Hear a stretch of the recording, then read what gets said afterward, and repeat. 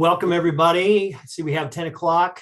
And I just heard from Commissioner Thompson that she's having some technical issues, so she'll be joining us shortly. I'll go ahead and start. The work sessions are an opportunity to discuss issues informally with staff and invited guests. The board encourages members of the public to attend work sessions and listen to the discussion, but there is generally no opportunity for public comment. Members of the public wishing to address the board are welcome to do so during the board's regularly scheduled meetings.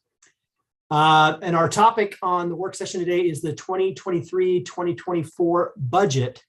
And we have the members of the budget committee present with us. I will go ahead and turn it over to our county manager, and we can start the presentation. Thank you, Chair Puelo, members of the board, and thank you for joining us, budget committee members. I just want to go back in time a bit to the last budget hearings, where we had talked about doing the budget process a little bit differently. And so staff has been working through that. And today's meeting is going to be very general. It'll be mostly background information. And that will lead us into another meeting in December, which will have many more numbers and that would be projecting into the 23-24 budget. I'll kind of go through a watch list of issues that the county's currently monitoring, but we aren't going to have clarity on some of those until November, December, and even some beyond that. And as we're going through this, just to be totally transparent, we're also looking at how we're forecasting, how we're developing scenarios, and we're developing kind of the back end of those processes as we work through this. And so it's very iterative. The good news is this will be something that future budget and budget committee members, board members, and staff can benefit from, but we are building it as we go. So I will be giving some of the background information real quickly here, and then Jennifer will be going through some of the budget numbers and really providing a look at where the county is right now, and then a couple of very broad scenarios that I would really call kind of 100,000-foot scenarios. And again, between now and December, those 100,000-foot scenarios will be refined to really to a specificity that will be helpful in seeing what the next year's budget looks like. So we will go ahead and get started.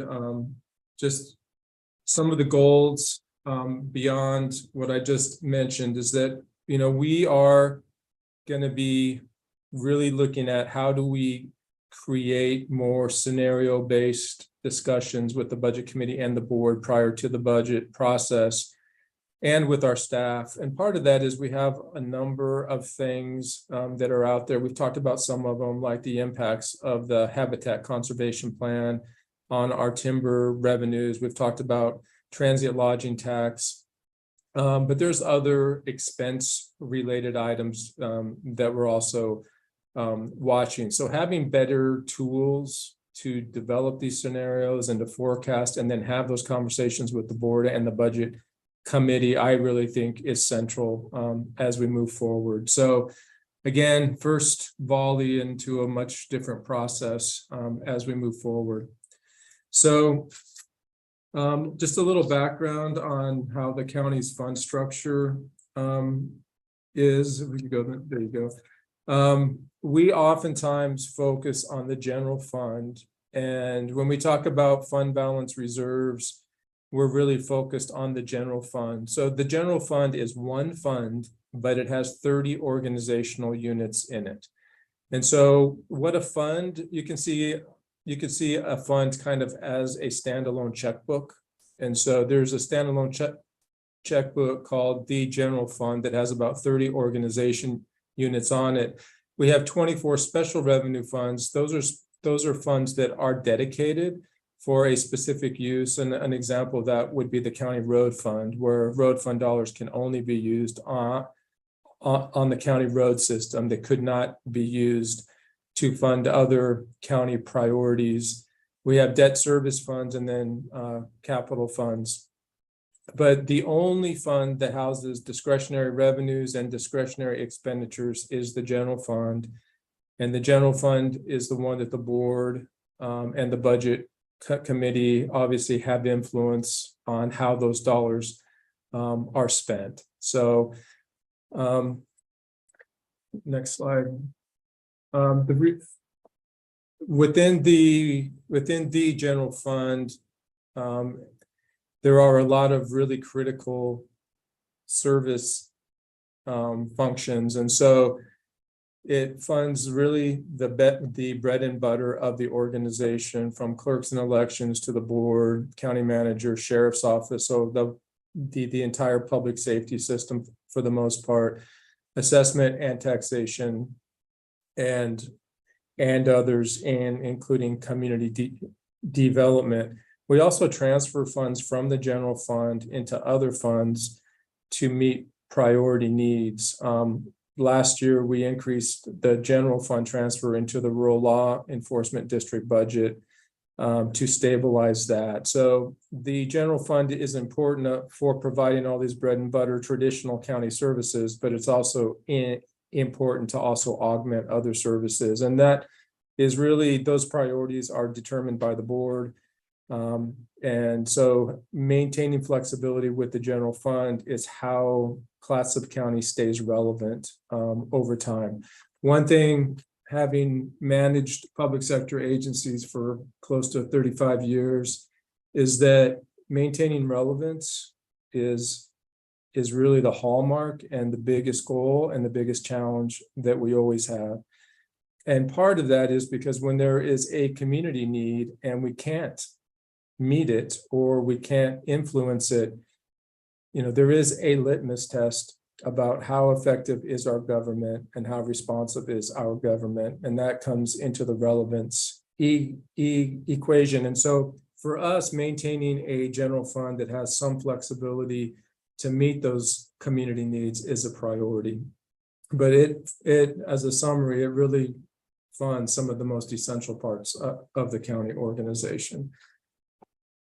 So when we talk about general fund reserves, which is always a hot topic within every local government, we really first talk about what is the purpose of the reserves. And the reserves really are to give the organization flexibility to respond to what is inevitable ebbs and flows of both revenues and expenditures.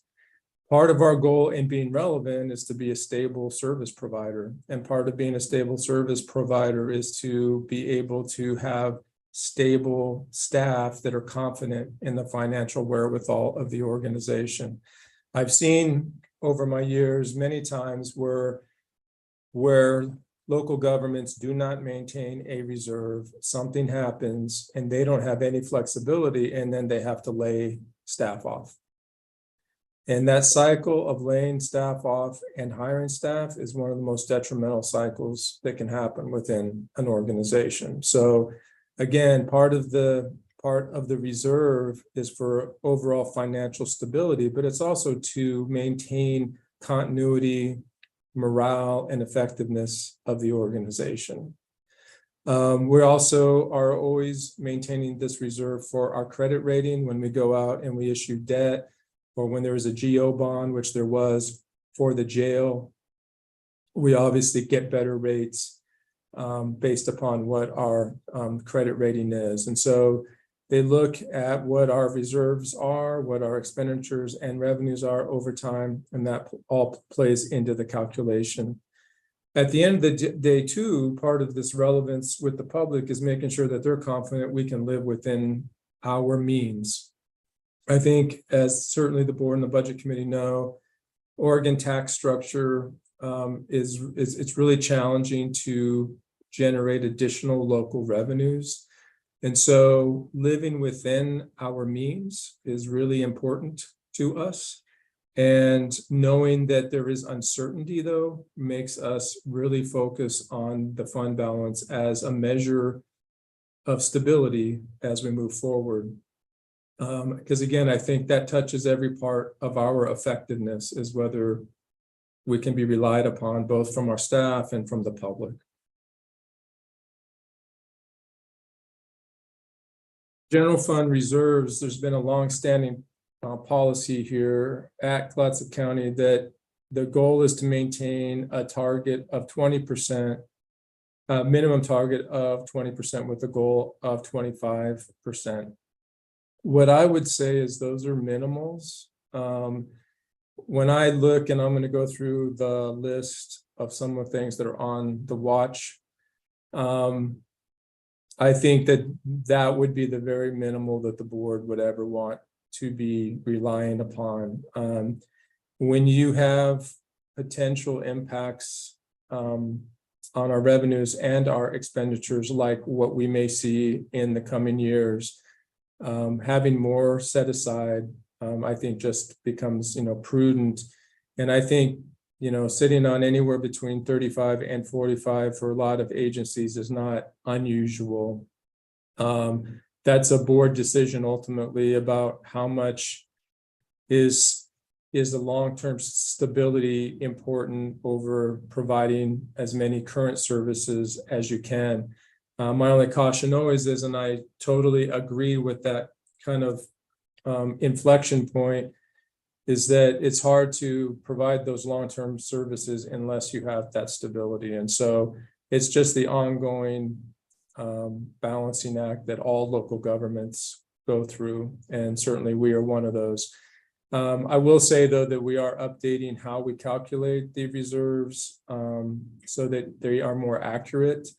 And we are going through a review of our forecasting model to make sure we are capturing as much of the variance as we possibly can, so that we give the board and the budget committee the best picture we can give of what our financial position is. And so we'll show some slides upcoming that show some of the fund balance over time, and you will see that a big variance between budgeted reserves and then actual reserves, and we will explain why that is. But having a more refined forecast model is going to help as we move forward. So on the general fund watch list, and I'm going to add a few as I talk. So if you hear me talk about things that aren't on it, I'm sorry. I just thought of some as I was driving in this morning. Obviously we've talked about timber revenues. We've talked about transient room tax and having the legislature provide a little bit more flexibility for those intensive tourist counties to spend that money on some of the impacts of the tourism. Another thing that we've been working with the board on is a space plan. We are at capacity. In fact, we are over capacity with our facilities, and we will need to make some investments in our facilities over the next several years. That doesn't mean we have to go out for a GO bond. It doesn't mean that we'll have to put ourselves into a spending conundrum. It just means that there's going to have to be some strategic investments.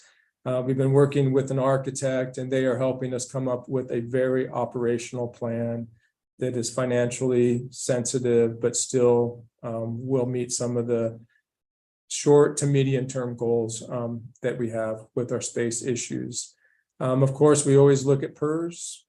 Every 2 years, we get new PERS rates, and those rates can put a burden on the organization.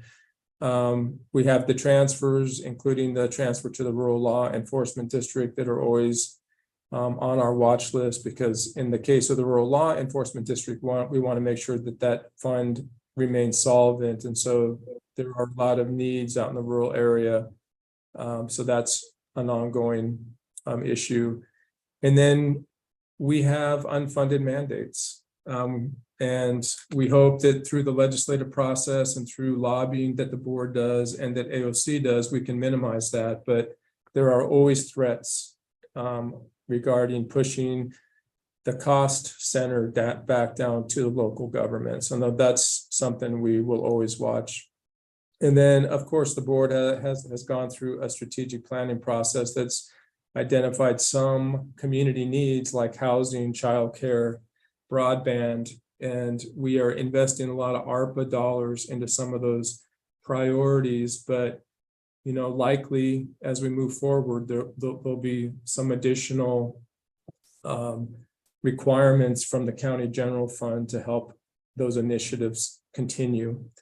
And then another thing that I just want to mention is we have a new jail coming on, and we're still working through with the sheriff's office about what those operating costs might be, and then what is the best way to deliver the jail healthcare services that are required. And so there's just still some uncertainty about what that is going to look like and what that burden might be on the general fund longer term. And again, having some more flexibility with the TLT would obviously, the transient room tax would obviously help us address that. I know I'm talking a lot, and I'm going to take a breath if there's any questions in just a second here. So when it comes down to the general fund reserves, there's really just two elements to it for the county. There's a fund that's called the Revenue Stabilization Fund, and we put money in there that's part of our general fund reserves. And then it is whatever is not spent at the end of a fiscal year, and that includes the contingency, which we assume every year will not be spent. And so that ending fund balance is really those two things, which is just the Revenue Stabilization Fund plus the ending fund balance, which includes an unexpended contingency. Our organization does not spend 100% of what's budgeted, and that's by design. We do not want our departments to spend 100% of what's been appropriated.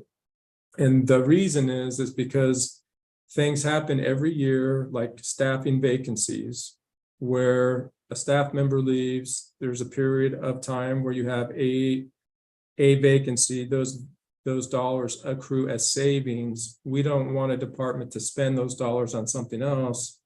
We want those to accrue back to the general fund, back to the fund balance, because that gives us more stability over time. As you can imagine, in some years, you may have more vacancies, so what accrues back is larger. In some years, it may be less, so what accrues back is smaller. But, we typically spend about 92% of what's been appropriated. And we usually collect about 106% of what's budgeted in terms of revenues. And that's why the fund balance grows beyond what the budget estimates, is because when you look at the fund balance just from a budget perspective, you don't factor in the expenditure rate or the actual revenue rate.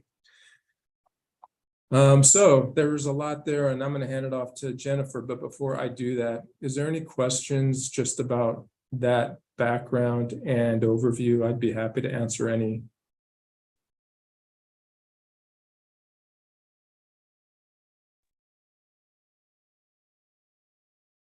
I can't see Chair Coyle. I don't know if you can see any. I don't see any. Okay. If you have a question, if you go ahead and speak up, but I don't see any. So there'll be plenty of opportunity after Jennifer too, because I'm sure there'll be some questions once we start talking. So as we move forward, we're going to start talking a little bit about the numbers. And again, this is very broad. We are going to provide so much detail in our December meeting. And what I will say is the December meeting is prior to the departments really putting the elbow grease into their budgets. And so we will have that conversation with the board and the budget committee before there's a lot of detailed work at the department level, just to make sure we have buy-in with the direction we are going. So I'll go ahead and pass it off to Jennifer. Thank you. Good morning, commissioners and budget committee. So as Don said, here's a graph of the general fund reserves. And as he said, we always have a higher actual ending fund balance or higher reserves than what we do in the budget process. So here it shows the orange line is the actual ending fund balance, and this is looking at the prior 5 years, 2017-18 through the 21-22 fiscal year. So the orange line is the actual ending fund balance, and the gray line is the budgeted ending fund balance. And you can see in that 17-18 year, we budgeted a 31% ending fund balance, but that actually came in at 55%. This is due to a number of things, how that it's mentioned as well, that our revenues typically come in at about 106%, so they're more than budgeted, and our expenditures are below budgeted. Part of that, those expenditures is that contingency, which we budget at 10% of the operating expenditures, that goes unspent. So that is part of that 92%, or the 8% that's unspent is that contingency. And that this is a consistent trend throughout the years, and this is what we expect as well. And what if you could go back real quick to Jennifer. Sorry, Jennifer and I will probably interrupt Jennifer. Sorry, Jennifer. But I think that this goes back to my point too, that, you know, as we forecast, I mean, last budget meetings, we had a conversation about the fact we were budgeting a fund balance, ending fund balance at 24%. And, you know, I think that I didn't do an effective job of having the information available that would say, well, you know what, the forecasted ending fund balance is something else, you know. And so as we move forward, as we talk about the ending fund balance, there will be one in the budget, because again, it doesn't assume an expenditure rate of about 92%. But we will also have the forecasted one, which I think will be a lot more informative about what our real and likely financial position will be at the end of a fiscal year. Because that is really the kind of canary in the coal mine number for us, is that forecasted number. So thanks, Jennifer. Oh, it looks like we have a question, Commissioner Thompson. Thank you. So if you could help us understand any significance of the variation between the levels 31 and 55, 24 and 64, 26 and 64, 38 and 58. Now we're down to 37 and 51. So there's been a wider, and now there's a narrowing gap between the actual ending fund balance and the budgeted. And also, if you could tell me, is forecasted the same as one of those or different than them? So I'll touch on the variance there. That's due to a number of things. In some years, we had vacancies throughout the whole year. For those years that we budgeted 5 new FTE, we didn't fill those positions. So those years had a bigger gap with that unspent revenues. When we say that 92% of expenditures spent, that's an average. Some years there's 88% spent. Some years there's 94% spent. So the 92% is an average. So years there is some fluctuation on that number. And then can you state your question, the last part of that question again? Well, so county manager referred to the projected. Is the projected the actual or the budgeted or something different than either of those? The projected would be what we're forecasting. So we have what we budget, and we'll get into this a little bit in the next slide here, what we budget. And then as the year goes on, we know we're not going to spend that whole budget. We believe we're going to receive more than we budgeted for revenues. So we have that projection that we're looking at. And then we base the next budget off of that projection. So it's a if I can just, and I'm going to go back and expose how long I've been doing this, but when in a previous job where we were dealing with some of these same issues between forecast and budget, we showed the same graph that I think has been shown here, where based upon budget, you see this cliff that is out there, and it's always like 2 or 3 years out. And what staff tends to say is, well, but that will never happen. Well, the reason why that never happens is because those fund balance charts were based upon the adopted fund balance levels for, so the budgeted fund balance.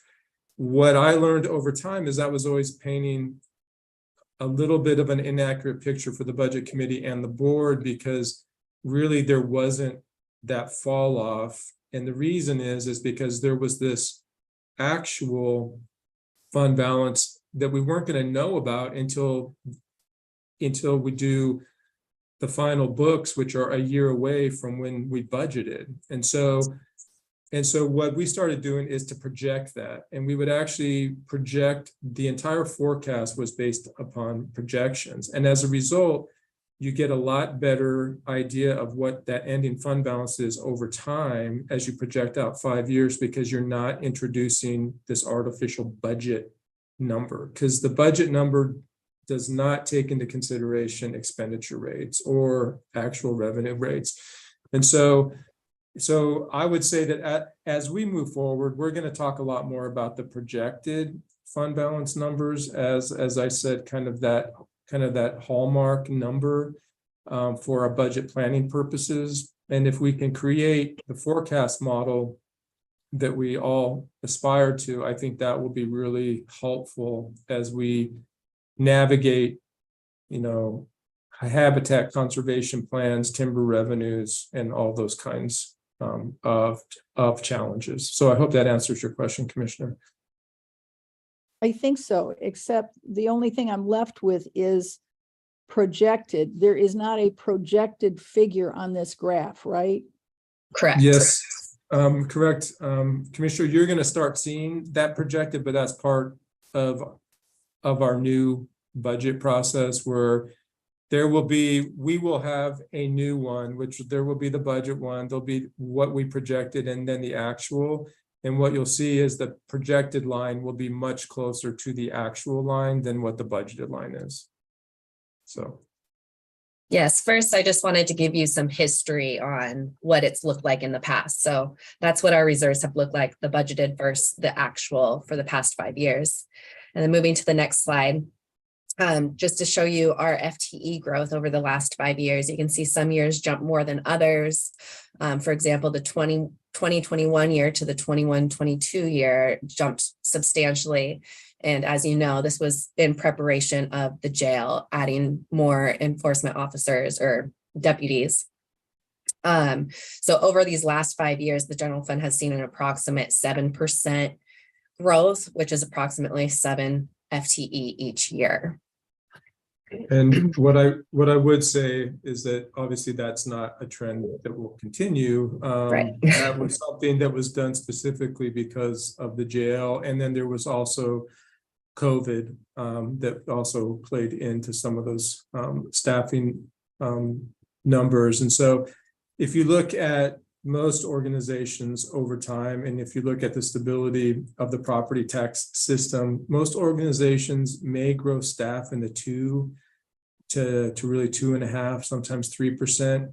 Again, there are always exceptions to that. Some years you may decrease in size, some you increase more, but typically you see FTE growth within the public sector with organizations that are in a growing community.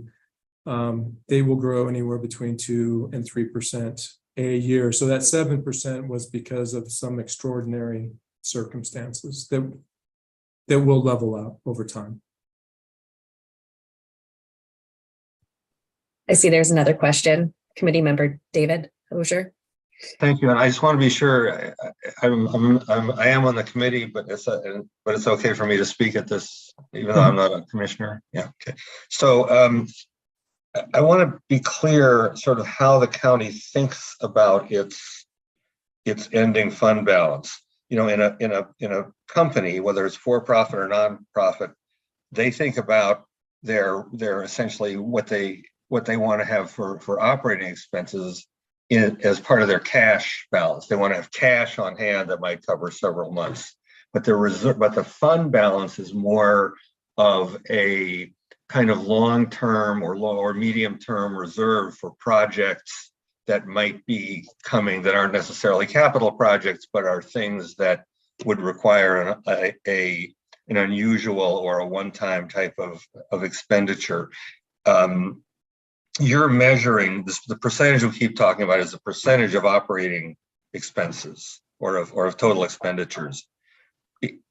Can you kind of reconcile that for me, or is this getting too much in the weeds?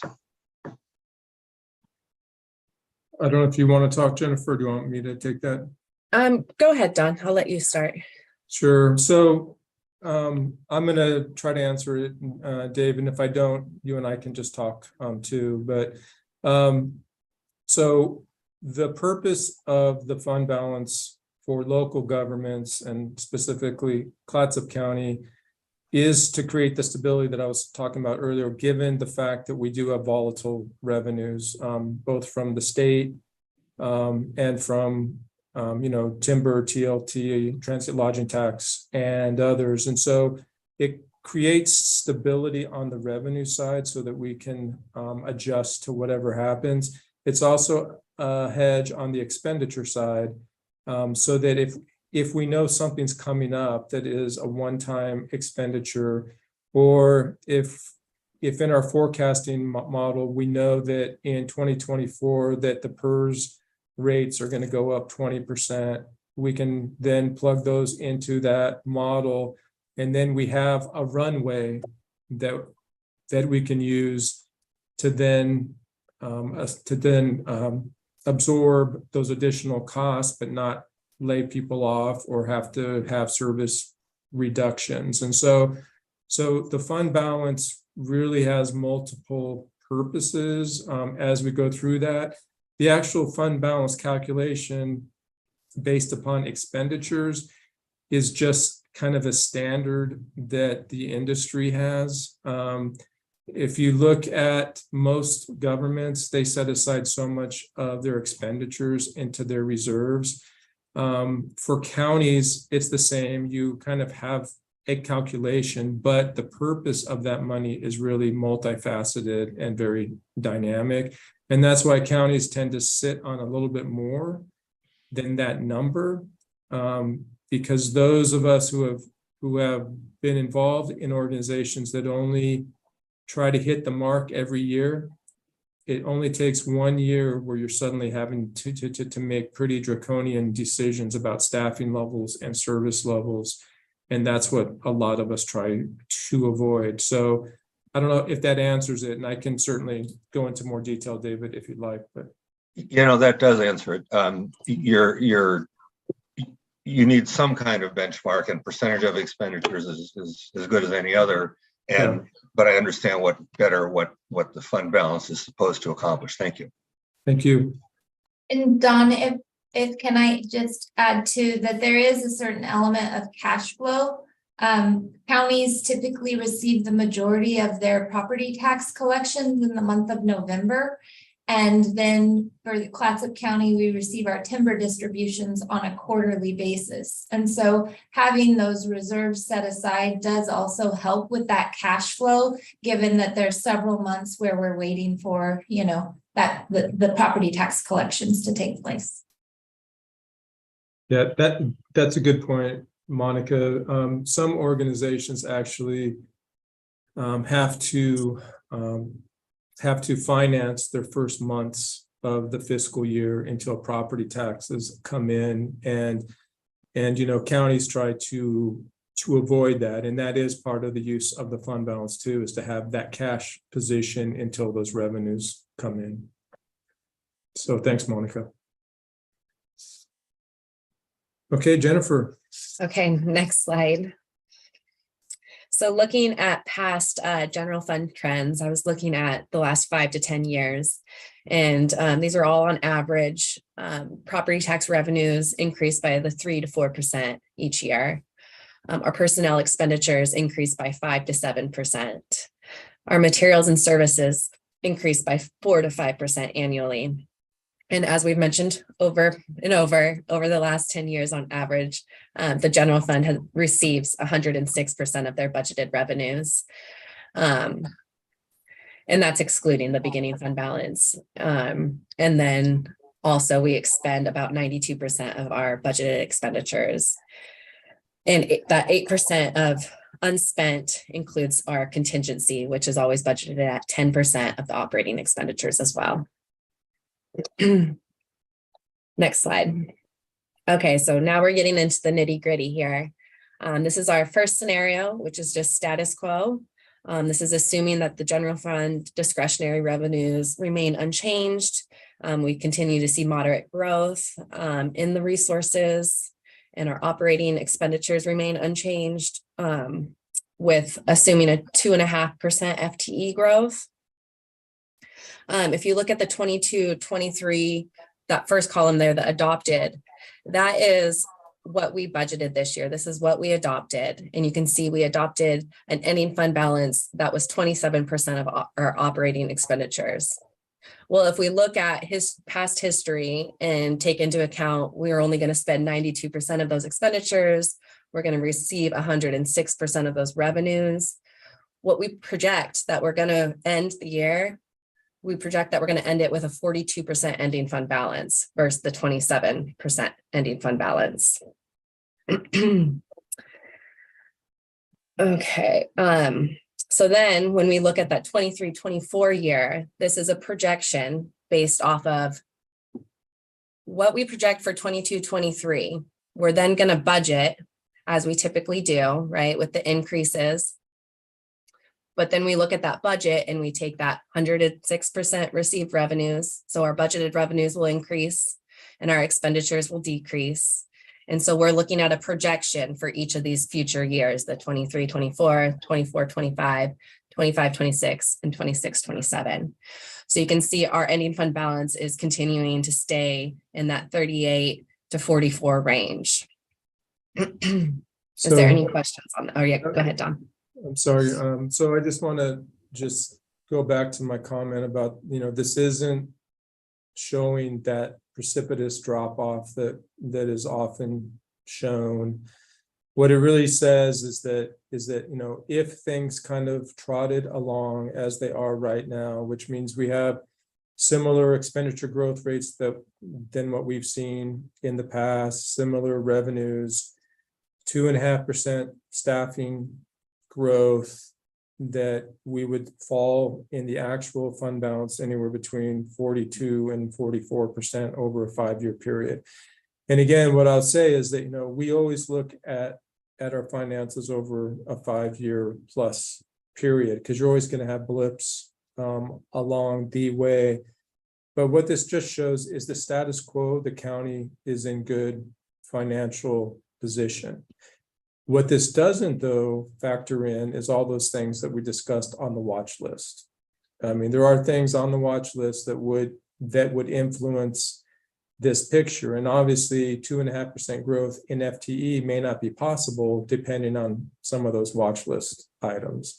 So that's why between now and December, we'll have a lot better information about some of those watch lists. And what we will come back to is an actual specific roadmap for the 23-24 fiscal year that either addresses those watch list items or at least considers them as we move forward. So we'll be able to give you a much better sense then. But what this just shows is that, the county, if tomorrow looked like today and the day after looked like today, the county is in solid financial position right now. Yeah, all things being equal. But the one thing we know is that tomorrow won't look like today. So. Are there any questions on this slide?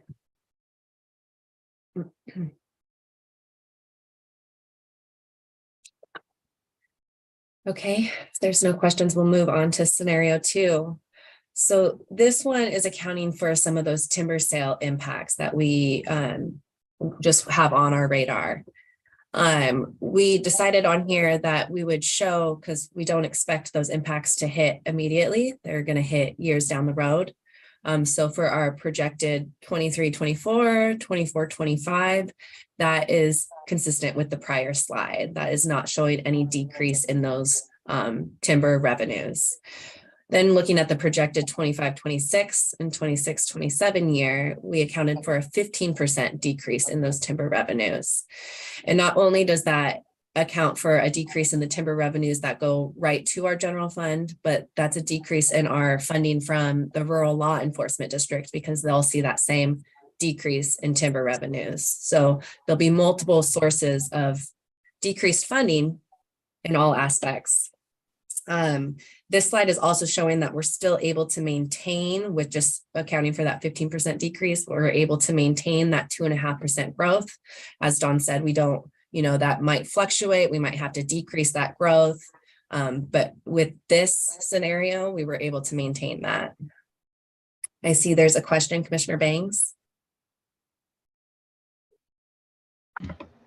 Yeah, I guess I wish that our scenarios took more of a worst case scenario into account, and I just would, I don't know. I feel like if we took a worst case scenario into account, then we have a lot more room, I guess, and that way we have space to pivot, space to spend in other areas if, say, our worst case scenario doesn't come to pass. So I don't know. It's more of a belt tightening prior with the ability to loosen it later on, but that's just a personal opinion. If I might, Commissioner Bangs, I think that is a good point when we think about just where we are with the HCP conversations. Is right now we just don't know what is going to happen, and there are scenarios that would be worse than this scenario too. And what we're doing is just taking kind of a guarded approach from our planning perspective. If we think that it could be worse, we will, in December, you'll see a different version of this. The good news is that we have time. And so we will continually update this prior to the budget policies and the direction to the departments. And so as we get more information and the things become a little bit clearer, we can update these scenarios. And I assume that that's going to happen.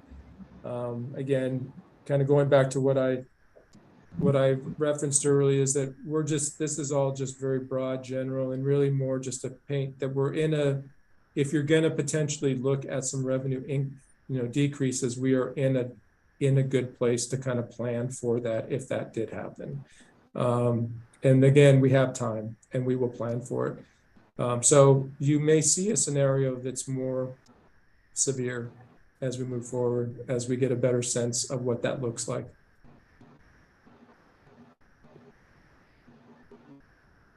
Commissioner Toyoka?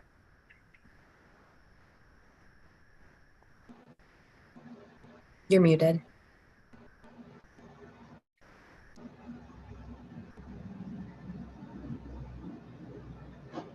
Commissioner, you're muted. Can you hear me now? Yes. Okay, perfect. Sorry. My question is about expenditures more than revenues, because how do we forecast some of those? Right now, it's expenditures are a wild card. With recessionary times, inflation, alternate fuels coming up that are super expensive. So how do we forecast that in our budget longer term? Because those will have broader reaching, like 24, 25, 26 effects. So, how do we forecast that?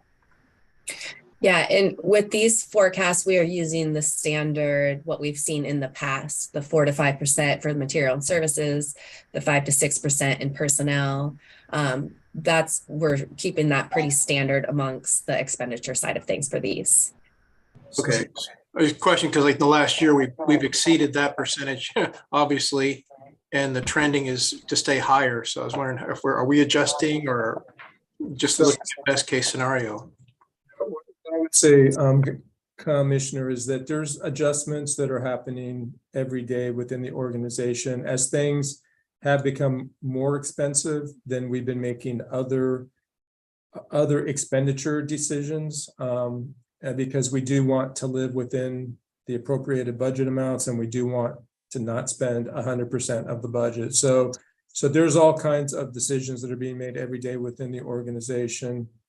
So that as those costs increase, then that sometimes means that there's tough decisions being made within departments about how they're going to spend their resources. In terms of forecasting those, our goal is to have a forecasting model that can identify what some of those cost center escalators are and to factor them into the forecast, so that we have as accurate a picture as we can. Obviously, for some things like PERS, we get a forecast from PERS that we can then plug into our budget forecast. When it comes to inflation and fuel costs and other things, it's a little bit harder, but sometimes how we deal with that is just to then increase the factor for like materials and supplies, and just have that resonate through the forecast model. So we will be watching those in terms of fuel costs or just other overhead costs. And as we see a factor that would be concerning, we will put that into the projection.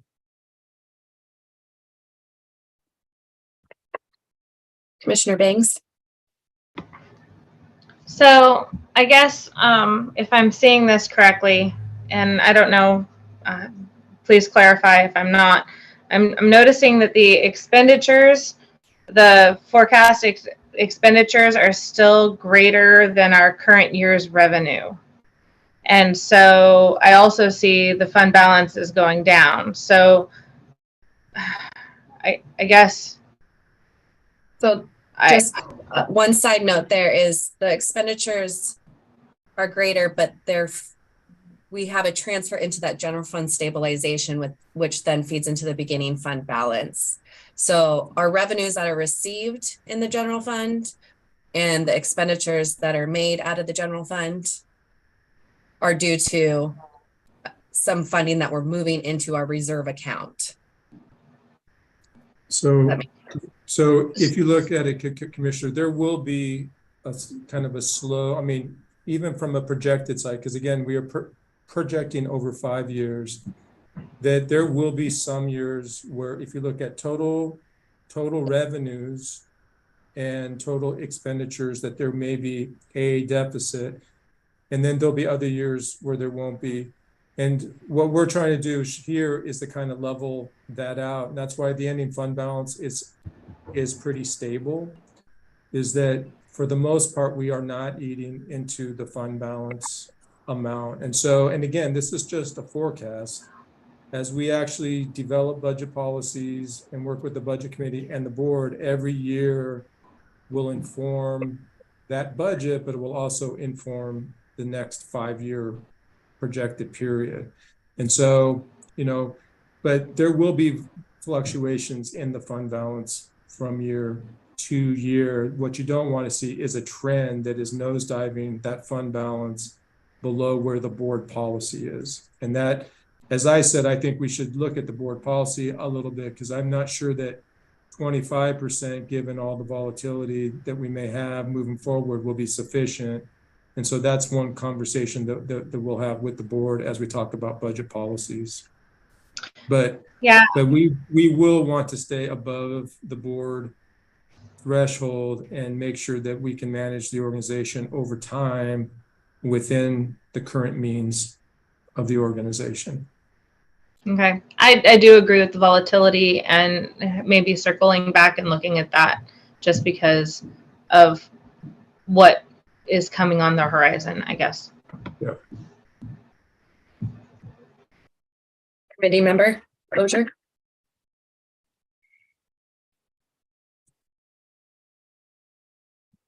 You're muted. I see part of the reason that Commissioner Banks has a what's behind her question, so is it mine, is that this if this chart could be effectively reconciled, because, you know, like, for example, in 2025 to 2026, you get from 10,849,000 to 10,590,000. But if you add those numbers, you don't see how that happens. You see what I mean? The total revenues minus net expenditures is about 1.3 million, but the ending fund balance only, you know, doesn't drop that much. So if you could essentially add another line reconciling how you get from, you know, the previous year's ending fund balance to the current year's ending fund balance, that would be helpful. Yeah, and thank you. We can do that. And when we meet next, we will present some more detailed information that kind of walks you through so that you can see A plus B equals C. And so thank you for that comment. We will present that differently.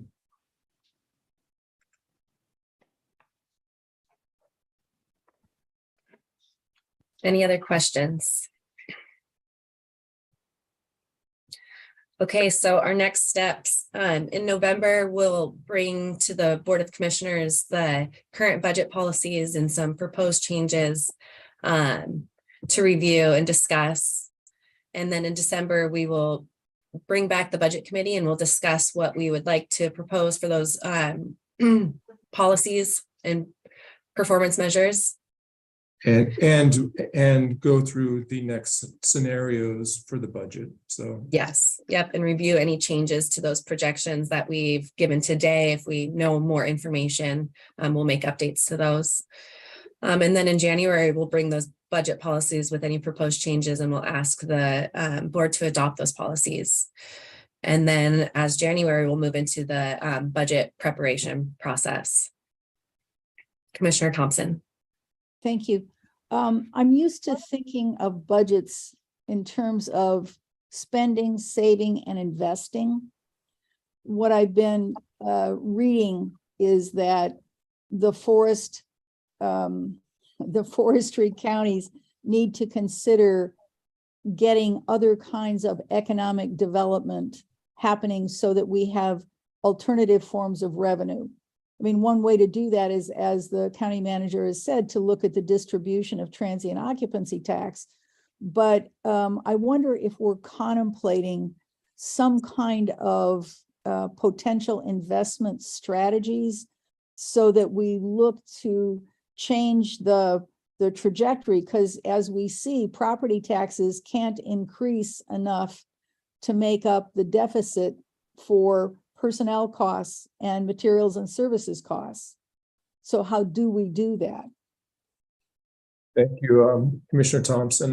What I would say is that, you know, as part of the strategic plan, one of the elements was to do some economic development planning. And I think that's what it's going to take, is to have conversations with the different sectors and with, you know, with the community and talk about what that might look like and what investments, whether it's industrial lands investments, which the board has been making through the North Coast Business Park sale and hopefully development soon.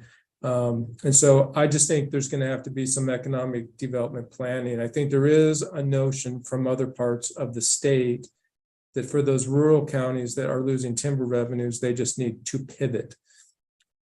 But as we all know, pivoting is a generational challenge. It's not certainly a quick one. And so I think there's just going to have to be planning. But, you know, honestly, if depending on what happens with the TLT, I think the rural counties impacted.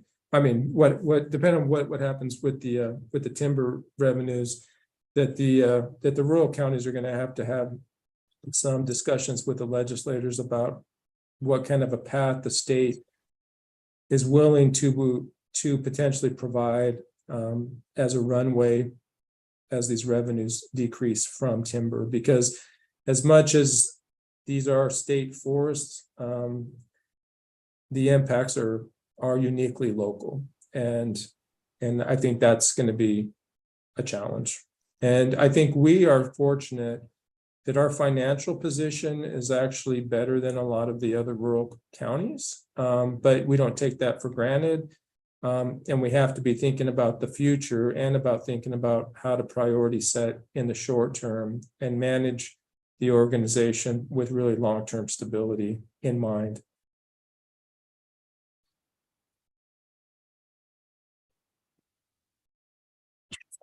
Any other questions or discussion?